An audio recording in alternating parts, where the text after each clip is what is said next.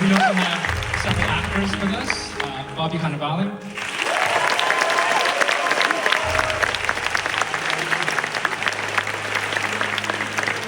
Andrew Scott.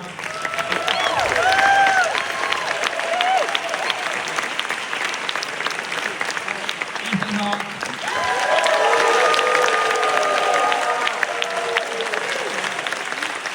And welcome back, Richard Linklater.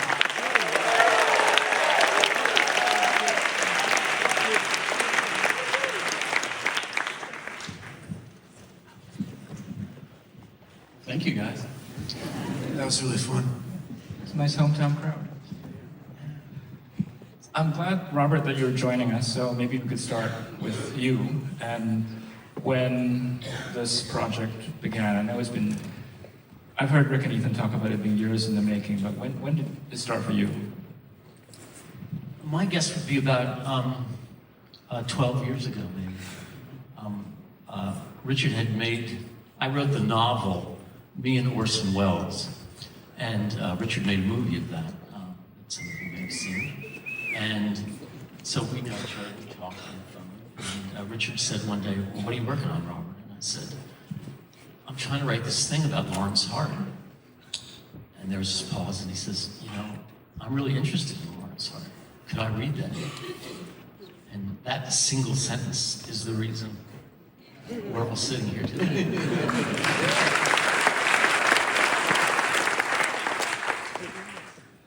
That script you read is close to what you shot.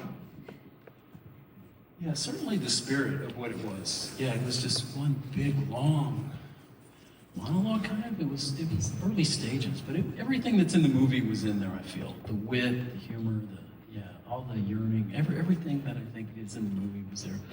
But then we had the 12 years to kind of keep working on it. I sent it to Ethan at some point, I think just not to star in the movie necessarily. It was just like, look what Robert wrote. Isn't this fascinating? And it was kind of like that. It was like an epic poem, a howl into the night of an artist's cry.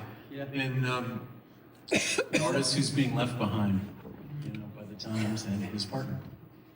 something just really, really moving to me about it. And I just felt, Rick knew a lot about Lawrence Hart. I didn't, but the writing of it was so lucid and so clear and so funny and so biting. And I just felt right off the bat that I knew this man, and I wanted to see him in a movie.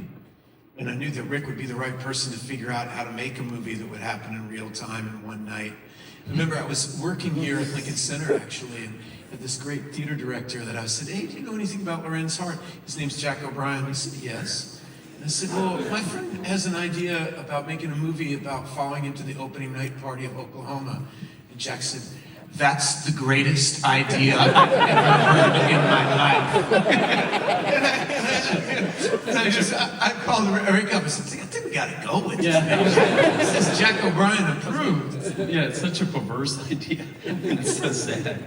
It's just so sad. Like the wedding that, you know, your ex, you know, you show up to your ex's wedding and you weren't invited. Oh, it's like my tagline for this movie that they didn't put on the poster, but you'll know it, is forgotten but not gone. It's not too late to use that. I want to give a shout out before we go any farther to our friends at Sony Classics, Michael, Barker, Tom Bernard, that really believed in this movie and let us make it. Our friends at Lenovo, who also backed us very heroically. And my producers are here, John Sloss and Mike Blizzard are here. Graham Reynolds, who played all this piano, beautiful soundtrack, and there's probably more, but we continue. You know, and speaking of thanking people,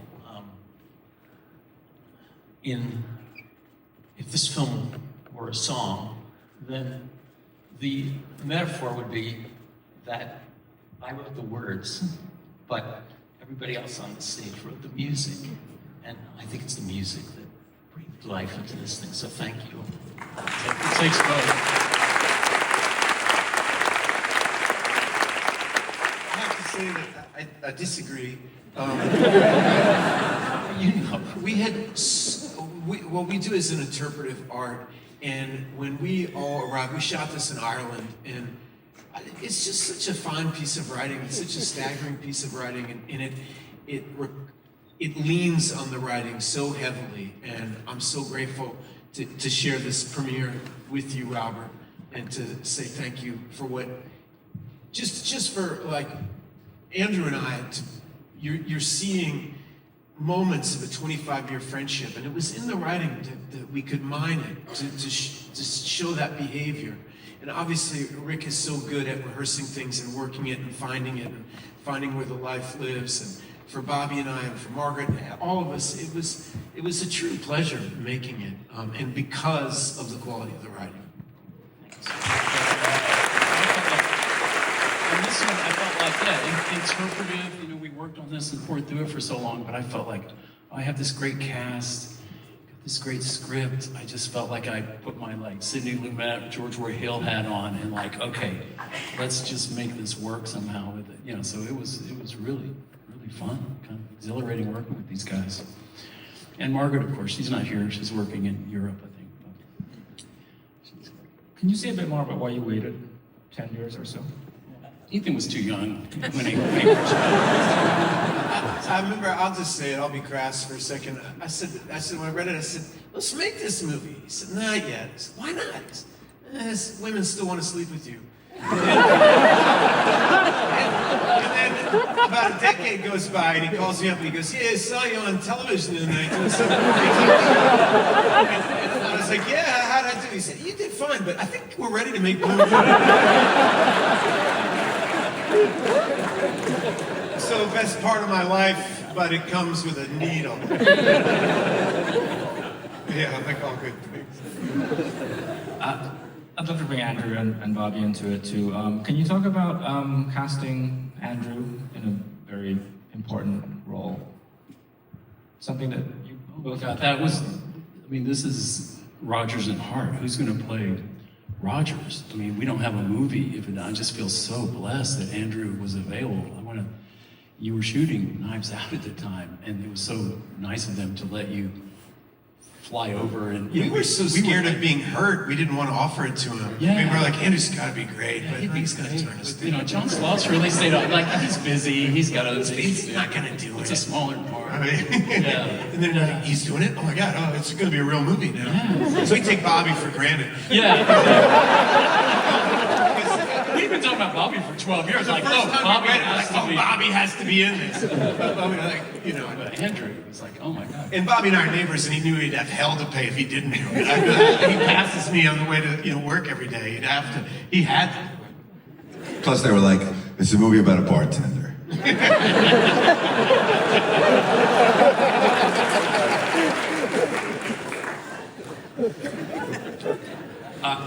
Andrew, I'm curious to hear what was your reaction to reading the script? Oh, I just thought the script was so beautiful. We were just talking about it there. It gets me every time. Just the specificity of the writing is just beautiful. But of course, I was working with Rick and Ethan was the thing that I was just incredibly excited about. You know, their partnership is a little bit like the partnership in the movie. It's just a partnership that we all adore. You know, and so that was the big thrill for me. And it was just amazing to be able to watch them at work and to support this extraordinary performance, leading performance, you know.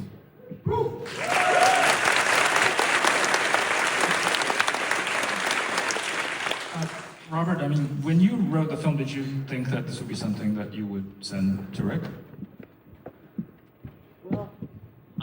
It is in real time. And Yeah, no, and I remember when we were in Ireland and I was there for 2 weeks of rehearsing, and I remember Rick and I were, it was the end of the day, we were tired, and the cab is taking us to our respective places we're staying. And I remember saying to Rick in the cab, I said, you know, you're the only director in the world who would have made this script. And I think that's really true, you know, I think it just, I think anybody else would have been flipping through it and saying, well, when did I get out of the bar?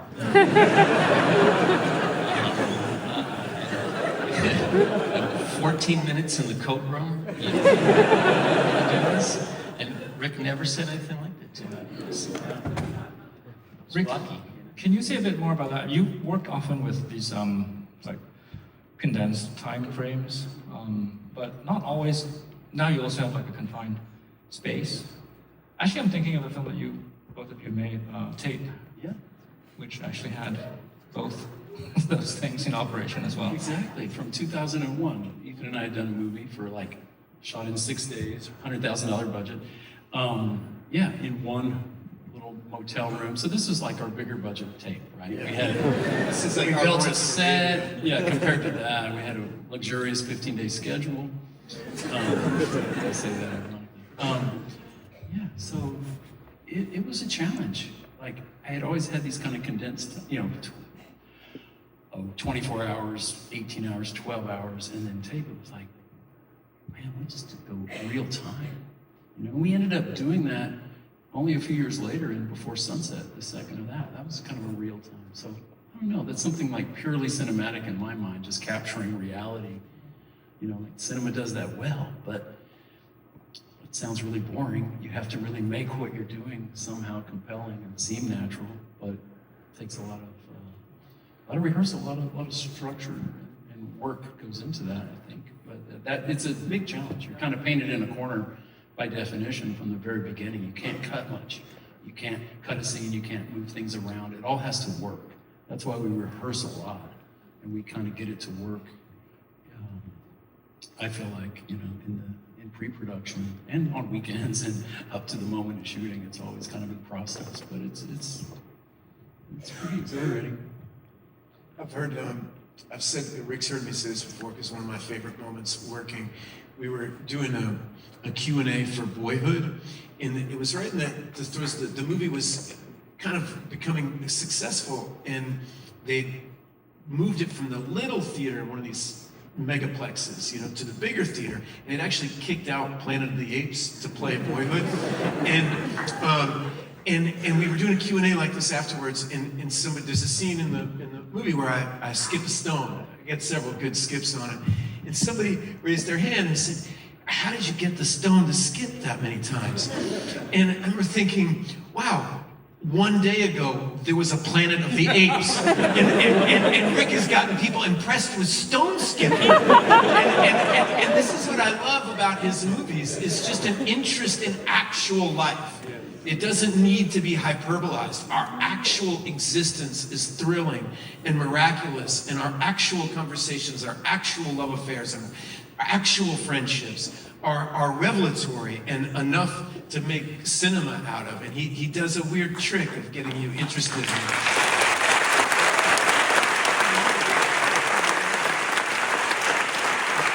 That stone skipping, that was CGI, right? No. 17 skips. It was impressive. I have to run, sorry. I always like that line in this movie when Ethan makes the toast to E.B. White, and he says, to the poetry that pours down on us from 1,000 unexpected sources. Because I thought, that's the picture. You do that nicely. Thank you. It was well written line. We're here to impress. Ethan, I wanted to hear you maybe talk a bit more about this performance, which is, it's quite a physical transformation, obviously, but also I think quite a different performance style, certainly in many of your films, but certainly in the films that you've done with Rick, which I think are in a much more naturalistic register, and this is quite a stylized performance. It's funny, Robert said no one else would have directed this script, and no one else would have cast me. They really wouldn't have. It's built on the back of our friendship and about how well he actually knows me. And you said when we first met, it's like, oh, this person is inside of you. What would you call it? An imp? My imp. It was my inner imp. You said. And it was, and Rick knew it. I immediately wanted to do this. And luckily for me, we made the joke about waiting, but something has happened in the last, 15 years of my acting life, which is when Rick and I first met, I was obsessed with naturalism. If a part required an accent, I didn't want to do it. I felt like, get a different actor, who has that accent. I really wanted to have no lies between me and the camera. And as I grew older, I realized that everything about the artifice of our personalities could be called alive. There is an essence of us, but what is naturalism started to change its definition for me, and the arbitrariness of how we speak and what clothes we wear and how we identify as ourselves is so much more flexible than we thought. In the last 15 years, I've really been getting more and more interested in what people call character acting, but it's what I would say is just a more expansive view of the self. And so I've gotten to learn about hair and makeup, and through my experience in the theater, learn about voice and movement, and to get to use what I've learned over the last 25, 30 years with the person I've collaborated with the most to kind of bring that to set. Felt exciting because this was a different game for us, the two of us. Bobby or Andrew, would you like to add to Ethan's observations? I think it's really interesting. I kind of agree with what Ethan is saying. Like, you assume that acting is pretending to be somebody else, which in some level it is, but the more I act, the more I sort of believe that it's just about experimenting with different sides of yourself, but there's a great pleasure in it, and you can take risks with yourself, and because in some ways you remain safe, in some ways, even though you're putting yourself in some sort of degree of danger, but you're able to play around a bit, and I think maybe as you get older you see just different facets of yourself, and so actually it becomes hopefully a little bit easier because you're not being as effortful. I don't know. It's an interesting one. I suppose it's different for lots of different actors. I'll just say it's an amazing through line for me because I think we met 25 years ago doing this play. I mean, I was sitting here at the New York Film Festival in a movie about the theater. We met doing a play 25 years ago. That's how I met Rick. And it's an amazing journey to be here. It is interesting. I first saw Andrew playing Hamlet and wrote his name down, like in my journal. I was like, I have to work with that guy. And so all of us come from a theater background and a love of it. In Hurly Burly, where Bobby and I became friends, was the first time I really ran a play for a long time. And you learn a lot about the levels of relaxation that are possible to achieve. When you're young, acting teachers and things tell you to relax. You have no idea what they mean. You just have no idea what they mean. And what's wonderful about a long run is you start to not worry about the lines. You start to not worry about the behavior. You start to actually live on stage. And once you have that feeling, you know when you don't have it. You know when it's not there. And so what we try to do is bring that in front of Rick's lens. It's just a level of relaxation, a level of playfulness, a level of experimentation, and a flexibility. So, well, I can do this, I can do that, I can be over here, I can be over there. Whereas when I was younger, I had a more rigid idea of what was right and wrong. It's playfulness. I say this endlessly, but you're required to play a part. That's what you do. And when you ask a child to play, there's no effort involved in it. So it's. I think as we become older, we feel like we need to know much more stuff. And kids are great at asking questions and saying, "I don't know," and that's what I think we have to try and do as actors, is to say as playful and as childish as possible. Well, congratulations to all of you in this wonderful film. And thank you.